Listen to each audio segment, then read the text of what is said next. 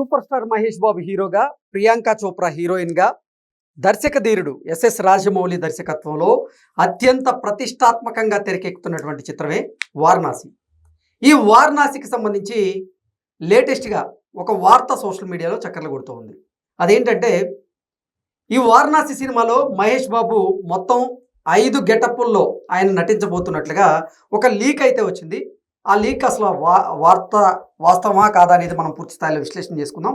ప్రస్తుతం మనతో పట్టినారు ప్రముఖ సినీ రాజకీయ విశ్లేషకులు, ప్రముఖ సీనియర్ జర్నలిస్ట్ శేషరావు గారు. వారితో మాట్లాడదాం. సార్ నమస్తే. సార్ నమస్తే. వారణాసి సినిమాలో మహేష్ బాబు మొత్తం 5 గెటప్పుల్లో నటిస్తున్నట్లుగా ఒక లీక్ అయితే వచ్చింది. ఏంటి సార్, దీన్ని ఎలా చూడాలి? ఇప్పుడు లేటెస్ట్ టాలీవుడ్ లో ఒక పెద్ద టాక్ దీని గురించి. ఎందుకంటే మహేష్ బాబు నటించిన సినిమాల్లో డబుల్ యాక్షన్ సినిమాలు పెద్దగా ఎక్కడ తారసపడవు మనకి అతను మొత్తం కెరియర్ లో. కానీ ఇది 5 గెటప్పుల్లో 5 రకాలుగా ఈయన 5 పాత్రల్లో కనిపిస్తాడంట. 5 పాత్రల్లో 5 రకాలుగా డిఫరెంట్ గా కనిపిస్తాడని చెప్పి లేటెస్ట్ గా వచ్చినటువంటి లీక్ వారణాసి సినిమా నుంచి. దానికి తగిన విధంగా బాడీని షేప్ చేసుకోమని చెప్పి ప్రెజర్ చేస్తున్నారంట మహేష్ బాబుని. ఎవరు? రాజమౌళి. రాజమౌళి సినిమా అంటే ఎలా ఉంటుందో తెలుసు. పేరే జక్కన్న. ఆ జక్కన్న తోటి సినిమా తీయాలంటే ఎలా ఉంటుంది అనేది జూనియర్ ఎన్టీఆర్ గారు ఆ మధ్య త్రిబుల్ ఆర్ సినిమాలో సందర్భంగా ప్రమోషన్స్ లో ఇంటర్వ్యూలు చెప్పాడు. జక్కన్న టైం అయింది వెళ్తానంటూ అంట యాక్షన్ పెట్టి. సో ఆయన అది భలే చెప్తాడు జూనియర్ ఎన్టీఆర్.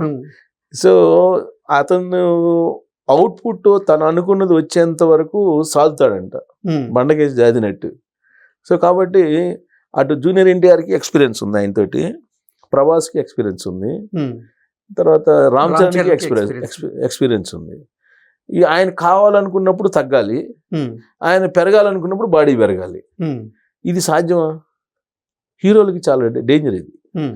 అది కానీ రాజమౌళి గారు తన ప్రాజెక్ట్ ఇంపార్టెంట్ ఆయనకి, హీరో కన్నా కూడా తన ప్రాజెక్ట్ ఇంపార్టెంట్. అంటే కొన్ని వందల కోట్ల రూపాయలతో సినిమా తెరకెక్కిస్తున్నారు కాబట్టి ప్రాజెక్ట్ ఇంపార్టెంట్. ఇప్పుడు ప్రభాస్ కూడా మనం బాహుబలి సినిమాలో వేరియేషన్స్ చూసాం, అలాగే రాణా వేరియేషన్స్ చూసాం. బాడీ పెంచమంటాడు, ఒకసారి బరువు పెరగమంటాడు, ఇంకోసారి బరువు తగ్గమంటాడు, ఇంకోసారి కండలు పెంచమంటాడు, ఇంకోసారి కండలు తగ్గించమంటాడు.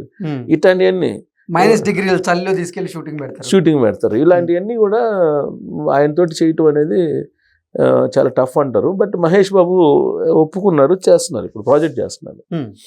అయితే ఇప్పుడు మహేష్ బాబు అభిమానుల్లో ఒక ఏంటంటే, ఈ బాడీ ఒక్కోసారి ఏమో సన్నగా కనిపిస్తాడు మహేష్ బాబు, ఇంకోసారి ఏమో లావుగా కనిపిస్తాడు. ఏంటి ఈ వేరియేషన్స్ అనేది ఒక చర్చ ఉంది. అలాగే జూనియర్ ఎన్టీఆర్ అభిమానుల్లో కూడా అదే ఉంది. ఈ మధ్యకాలంలో జూనియర్ ఎన్టీఆర్ సన్నబడ్డాడని చెప్పి ఆయనకి ఏదో బాగలేదా, హెల్త్ ఇష్యూస్ వచ్చినాయి అనేది ఒక మొదలు పెట్టారు. గాసిప్సే కదా సినిమా ఇండస్ట్రీలో, నిజాల కంటే కూడా గాసిప్స్ ఎక్కువగా స్ప్రెడ్ అవుతూ ఉంటాయి. ఎగ్జాక్ట్లీ. సినిమా ఇండస్ట్రీలో గడప దాటే లోపు అబద్ధం ప్రపంచాన్ని చుట్టూ వస్తాను. మిగతా రంగాల కంటే సినిమాల్లో గాసిప్స్ మీద బతికేస్తుంటారు. సో అలాగే ఇప్పుడు రాజమౌళి తీసినటువంటి సినిమా వారణాసి సినిమా, దానికి సంబంధించి ఈ మధ్య ఒక ప్రోగ్రాం కూడా జరిగింది కదా. ప్రోగ్రాం జరిగిన సందర్భంగా వాళ్ళ ఫాదరు వెనకుండి నడిపిస్తున్నాడు దేవుడు అని అంటే, దేవుడు లేడు, ఏం లేదు, హనుమాన్ లేడు, నా వెనక ఎవరు లేరు అని చెప్పి ఆయన అనడంతో ఇప్పుడు ఒక సెక్టర్ ఆఫ్ పీపుల్ రాజమౌళి గారిని సోషల్ మీడియాలో వెంటాడుతున్నారు. నీ సొసైటీ తోటి వస్తావా, దేవుడు లేడా అని చెప్పి మొదలు పెట్టారు. ఇప్పుడు దానికి సంబంధించి ఇప్పుడు బీజేపీ వాళ్ళు, దానికి అనుబంధ సంస్థలైన విశ్వ హిందూ పరిషత్ ఇలాంటి వాళ్ళు కూడా 2-3 మాట్లాడారు. దేవుడి మీద నమ్మకం లేదంటావు, దేవుడు లేడంటావు, మరి దేవుడి మీదే సినిమాలు తీస్తావు ఎందుకంటే చాలా మంది అడుగుతున్నారు. మొత్తం ఆయన తీసే సినిమాలన్నీ కూడా స్టోరీ లైన్ అంటారు, సినిమాల్లో స్టోరీ లైన్ అంటారు. ఈ స్టోరీ లైన్ తీసుకుంటే కనుక ఎక్కడో దగ్గర ఆధ్యాత్మిక ట్విస్ట్ ఉంటుంది. ఇప్పుడు మగధీర సినిమా ఉంది, మగధీర సినిమాలో పూర్వజన్మకు సంబంధించినటువంటి ట్విస్ట్ ఇచ్చాడు. ఇది ఆధ్యాత్మిక యాంగిలే కదా. అలాగే ఏ సినిమా అయినా ప్రతిదానికి ఇప్పుడు జూనియర్ ఎన్టీఆర్తో తీశారు, జూనియర్ ఎన్టీఆర్ తీసిన యమదొంగ, యమలోకం ఇవన్నీ చూపించారు. అంతకుముందు తీసిన సినిమాలు కూడా అంతే, దేవుడికి సంబంధించినటువంటి రిలేషన్స్, ఆయుధాలు ఇవన్నీ చూపిస్తుంటాడు. ఆయన తీసే సినిమాలేమో ఆధ్యాత్మిక కోణంలో ఉండేటువంటి సినిమాలు చూపిస్తారు, చెప్పేదేమో ఆయన నాస్తికుడిలాగా మాట్లాడతాడు. బాహుబలి సినిమా కూడా రాజులకు సంబంధించింది అయినా కానీ శివలింగం వ్యవహారం, ఆధ్యాత్మికం, పూజలు, పునస్కారాలు ఇవన్నీ చూపిస్తాడు బాహుబలిలో కూడా. అవును.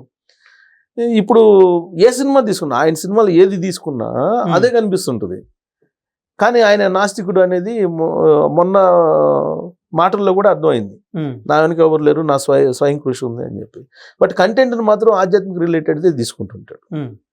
వాళ్ళ ఫాదరు రచయిత, డ్రీమ్ ప్రాజెక్ట్ గా ఇప్పుడు మహాభారతం కూడా చెప్తా ఉంటారు. ఆ మహాభారతం ఈ వారణాసి కంటిన్యూషన్ మహాభారతం అని చెప్పి దీంట్లోనే కంటిన్యూషన్ ఉంటుందని కూడా చెబుతున్నారు. ఆ కంటిన్యూషన్ దీంట్లోనే ఇస్తాడు ఆయన అని చెప్పి కూడా అంటున్నారు మహాభారతం. ప్లస్ ఇప్పుడు సినిమాకి మహేష్ బాబు సినిమాకి పేరు ఏం పెట్టాడు? వారణాసి అని పెట్టాడు. ఇప్పుడు వారణాసి అని పేరు పెట్టి నేను నాస్తికుడిని అని చెప్పి ప్రొజెక్ట్ అవుతుంటే ఇప్పుడు హిందూ సంస్థలన్నీ అసలు ముందు వారణాసి సినిమా టైటిల్ తీసేయండి అని చెప్పి కొంతమంది డిమాండ్ చేస్తున్నారు. ఇది లాస్ట్ కి కోర్టుకి వెళ్ళే ఏదో జరుగుతుంది, జరగకుండా ఉండదు. ఎందుకంటే ఇప్పుడే మొదలు పెట్టారు వారణాసి సినిమా. వారణాసి అనేది పవిత్రమైనటువంటి కాశీకి సంబంధించినటువంటి పేరు అది. కాబట్టి నువ్వు నాస్తికుడివి, నువ్వు తీసే సినిమాకి వారణాసి పేరు ఎందుకు తీసేయండి అని చెప్పి కొంతమంది అంటున్నారు. సో వారణాసి పేరు పెట్టంగానే దాంట్లో ఆధ్యాత్మికం ఉంటుందని అర్థమైపోతుంది. లేదంటే వారణాసి అని బెటర్ కదా. అవును. సో ఇలాంటి అన్నీ కూడా యాక్చువల్గా రామ్ గోపాల్ వర్మ కానీ లేదంటే ఈ రాజమౌళి కానీ ఈ సినిమా లీకులు ఇచ్చి ప్రచారం బాగానే వాళ్ళు ఫ్రీ పబ్లిసిటీ బాగానే పొందుతారు. ఇప్పుడు బాహుబలి కూడా చూడు ఎంత పబ్లిసిటీ ఇచ్చారు ఆ సినిమా రిలీజ్కి ముందు. రాజమౌళి కూడా సినిమాకి సంబంధించిన ప్రీ పబ్లిసిటీ ఇచ్చుకోవడంలో ఆయన చాలా నిష్ణాతుడు. సినిమాని మార్కెట్ చేయడంలో ఎక్స్పర్ట్ ఆయన. ఇప్పుడు త్రిపుల్ సినిమా కూడా అంతే కదా. త్రిపుల్ సినిమాకి ఏ విధంగా మార్కెట్ చేశారో మనం చూసాం. ఒక ప్రొడక్ట్కి మార్కెట్ చేయడంలో ఎక్స్పర్ట్ అతను. ప్రొడక్ట్ తయారు చేయటం అని ఒక ఎత్తు అయితే, తయారు చేసినటువంటి ప్రొడక్ట్ని అద్భుతంగా మార్కెట్ చేయటం అనేది ఆయనకు ఉన్నటువంటి ఆర్ట్. అందుకే ఆయన చేసినటువంటి ప్రతి సినిమా కూడా హిట్ అయింది. ఏ సినిమా కూడా లాస్ట్కి మర్యాద రామన్న కూడా సునీల్ తోటి చేసిన మర్యాద రామన్న కూడా హిట్ అయింది. ఏగా కూడా హిట్ అయింది. దానికి కారణం ఏంటంటే మార్కెటింగ్. సో ఇప్పుడు వారణాసి సినిమాకి కూడా మార్కెటింగ్. ఇప్పుడు ఒక లీక్ ఇచ్చారు, ఏది 5 గెటప్ల్లో మహేష్ బాబు కనిపిస్తాడని. జనరల్గా 5 గెటప్లో మహేష్ బాబు కనిపిస్తాడని కానీ అటెన్షన్ ప్లే చేస్తారు సినిమా మీద. మామూలుగానే వారణాసి మీద భారీ అంచనాలు ఉంటాయి, జనరల్గా ఉంటాయి. అయితే టాప్ డైరెక్టర్ కాబట్టి, టాప్ హీరో మహేష్ బాబు, జనరల్గా ఉంటాయి. దానికి తగ్గట్టు 5 గెటప్లు అనగానే అటెన్షన్ ప్లే చేస్తారు. ఈ అటెన్షన్ సినిమా రిలీజ్ దాకా ఉంటుంది. అవును. మహేష్ బాబు 5 గెటప్లు అంటే మామూలు విషయం కాదు కదా. మామూలుగా 2 గెటప్లోనే చూడాల. ఇప్పుడు 5 గెటప్లు అనగానే ఒక రేంజ్ లో చూపించబోతున్నాడు రాజమౌళి అని చెప్పి రాముడు పాత్ర కూడా ఉండబోతుంది. రాముడు పాత్రకు సంబంధించి టెస్ట్ కట్ చేసినప్పుడు నాకు గూస్ బంప్స్ కూడా వచ్చాయంటూ మహేష్ బాబు గారి గురించి ఉద్దేశించి